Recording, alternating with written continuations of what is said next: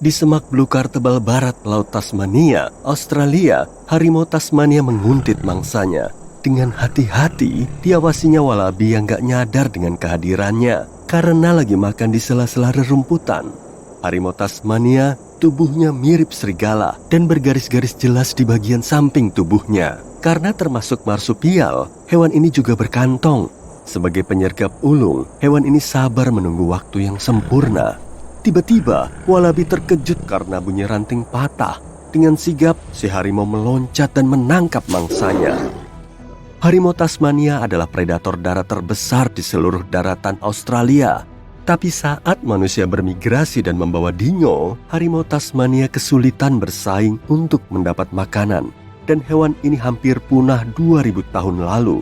Tapi ada satu suaka terakhir di Pulau Tasmania yang bebas dari dingo.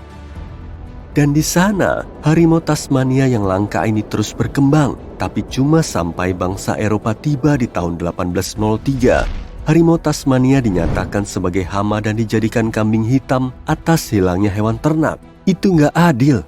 Rahangnya saja nggak cukup kuat, bahkan untuk merobohkan biri-biri. Jumlah spesies ini berangsur-angsur berkurang di abad berikutnya. Dan yang terakhir bertahan ditawan dalam kurungan sampai tahun 1936. Pemandangan hewan unik ini makin langka seiring berlalunya tahun. Dan akhirnya dinyatakan punah di tahun 1986. Tapi hari ini, dengan cloning, harimau Tasmania bisa mendapat kesempatan untuk kembali ke semak belukar sekali lagi. Sekelompok ilmuwan Amerika Serikat dan Australia telah bekerja sama memulihkan harimau Tasmania dari kepunahan. Langkah pertama adalah menyusun genomnya. Genom adalah satu set susunan DNA yang menyediakan semua informasi untuk memahami cara suatu hewan berkembang dan menjalani hidup. Tapi, untuk mengekstrak informasi itu, DNA-nya harus terawat dengan baik. Untung selama 100 tahun ini, banyak harimau Tasmania yang disimpan dengan baik. Untung juga, para ilmuwan memakai berbagai teknologi yang sebagiannya bikin DNA terawat sempurna. DNA itu akan dipakai untuk rekonstruksi genom hewan lain yang dekat kekerabatannya. Danard ekor gemuk, tikus berkantong seukuran mencit, adalah kerabat terdekat harimau Tasmania yang masih hidup. Meski kedua spesies ini terpisah sejauh 40 juta tahun evolusi, keduanya terpisah begitu jauh, sehingga proses pembentukan harimau Tasmania dari Danard itu seperti mengubah anjing menjadi kucing. Ini pekerjaan masif yang melibatkan pembuatan genom dari sekitar 3 juta huruf. 96% yang pertama dari genom mereka identik dan telah dipetakan. Tapi sisanya, yang 4% lagi, kayak menyusun keping-keping puzzle bergambar langit biru jernih. Bagian ini butuh waktu yang lebih lama. Tapi, begitu resep kehidupan telah terbentuk, embrio hidup yang gennya telah selesai diedit bisa ditanam di tubuh induk Danard. Masa kehamilan harimau Tasmania cuma beberapa pekan, tapi semua marsupial lahir dengan ukuran lebih kecil dari sebutir beras. Jadi, dalam jangka pendek, dia bisa menyusu dari induknya. Tapi para ahli akan bikin kantong sintetis yang akan dipakai kemudian. Ini akan mencegah kecanggungan saat harimau Tasmania jadi terlalu besar bagi induknya. Tapi hasil akhirnya cuma akan 90% mirip harimau Tasmania. Dengan teknologi terkini, mustahil mengembalikan apapun dari kepunahan ke bentuk awalnya. Tapi spesies baru ini yang akan jadi Thailandard, yakni perpaduan harimau Tasmania dengan Danard, pastinya akan menjadi hewan baru yang menarik. Setelah proses kebangkitan harimau Tasmania sukses, akan ada tantangan untuk mengenalkan hewan ini ke habitat lamanya. Meskipun hewan punya insting, perilakunya nggak bisa diekstrak dari genom. Hewan baru ini harus belajar hidup dengan efektif dari nol. Hewan ini akan merasa nggak yakin dengan cara mencari makan dan mempertahankan diri, berinteraksi sama spesies sendiri dengan benar, menghindari predator, memilih pasangan, dan menjadi induk. Karena tidak ada hewan semacamnya yang bisa mengajarkan hal ini, proses melepas ke alam liar juga akan makan waktu lama.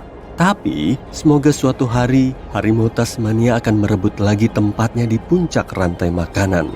Dan kembalinya spesies ini akan memulihkan keseimbangan ekosistem rapuh di Tasmania.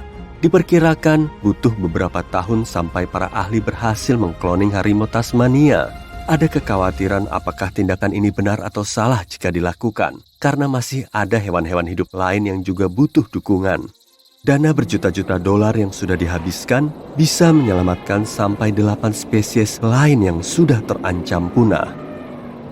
Tapi terlepas dari biaya yang sekarang, di masa depan mungkin akan lebih terjangkau dan jauh lebih mudah terkait dengan pekerjaan yang sedang dilakukan kini. Tapi harimau Tasmania bukan hewan pertama yang dipilih untuk proyek de-extinction. Yang pertama adalah Ibex pyrenean pada tahun 2003. Hewan ini baru punah 3 tahun sebelum dikloning. Tapi saat itu sains belum semaju sekarang. Dan sedihnya, hasil kloningnya hanya hidup beberapa menit lalu punah untuk kedua kalinya. Sayang, gak semua hewan yang pernah ada sebelumnya diawetkan dalam stoples cairan kayak harimau Tasmania. Tapi beberapa hewan kayak mamut berbulu membeku seiring waktu. Beku dalam ibun abadi di kawasan Arktik sampai 30.000 tahun. Sayangnya, jaringan mamut itu nggak cukup utuh sampai seluruh genomnya bisa dibaca. Jadi, melihat salinan persis mamut akan mustahil. DNA gajah memang punya kesamaan sampai 99% dengan mamut. Jadi, merekayasa mamut jenis baru dengan memadukan gen-gennya dengan DNA gajah Asia itu mungkin. Akhirnya, hasil yang diperoleh akan lebih mirip gajah Asia yang tahan suhu dingin dan mampu bertahan pada suhu serendah minus 40 derajat Celcius. Tapi kenapa harus bersusah-susah payah kayak gitu untuk mengembalikan mamut hibrida? Mamut sebenarnya unsur ekosistem tundra penting yang hilang dan bisa bantu menjaga keutuhan ibun abadi. Mamut berbulu itu kayak insinyur bumi alami. Hewan ini terus menginjak-injak lumut dan semak, mencabut pepohonan dan mengganggu lanskap. Dan ini membantu tumbuhnya tanaman dan rerumputan. Vegetasi yang lebih kecil menyerap sinar matahari lebih sedikit daripada pohon. Tanah pun jadi tetap dingin dan ibun abadi tetap utuh. Ibun abadi telah menimbun banyak sekali karbon dioksida selama ribuan tahun, jadi harus tetap ada. Diperkirakan jumlah karbon dioksida di dalam ibun abadi 2 kali lipat dari yang ada di atmosfer kita. Kayaknya ini gagasan yang aneh, tapi ini sebenarnya sudah masuk dalam rencana 20 tahun terakhir. Dan banyak hewan telah diperkenalkan ke tundra, termasuk bison, musk ox, rusa besar, yak, dan rusa kutub. Dan dalam dekade berikutnya, para ilmuwan berharap bisa mengenalkan mamut pertama. De-extinction dianggap sebagai sains dongeng oleh beberapa ahli. Mereka berpikir ini pemborosan uang dan cuma sebagai alasan untuk pamer kecanggihan sains. Tapi ada sisi positifnya loh. Dalam semua sains, diharapkan ada serentetan uji coba, proses penting menuju akhir yang sukses. Dan sejak cloning gen dan ekstraksi DNA dimulai, teknik ini sudah berhasil, dengan harapan lebih jauh di masa depan. Seraya berkembang lebih jauh, proses cloning juga akan berkontribusi dan memajukan temuan ilmiah lain di luar ilmu kedokteran. Diharapkan teknik cloning yang dipakai bisa segera membantu dalam praktik kesehatan, kayak membantu produksi jaringan dan organ-organ vital bagi manusia. Cloning juga akan mengubah pertanian masa depan.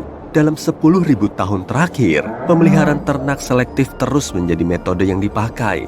Ini mencakup memilih ternak terbaik dan mengembangbiakannya. Cloning bisa meningkatkan teknik ini dengan memastikan cuma ternak terbaik yang lahir dengan sifat-sifat yang lebih baik. Dan juga bikin prosesnya lebih mudah dan lebih aman dengan keturunan yang jauh lebih sehat. Dengan populasi bumi yang terus bertambah, cara ini akan memberikan keamanan lebih di masa depan dengan memastikan selalu cukupnya persediaan pangan. Di tahun-tahun mendatang, apapun proses yang dilakukan, fondasi ini akan mulai mendukung hewan-hewan terancam punah yang butuh bantuan tambahan. Cloning akan membantu mengenalkan kembali hewan-hewan terancam punah dan hewan punah lain hingga memulihkan lagi seluruh ekosistem.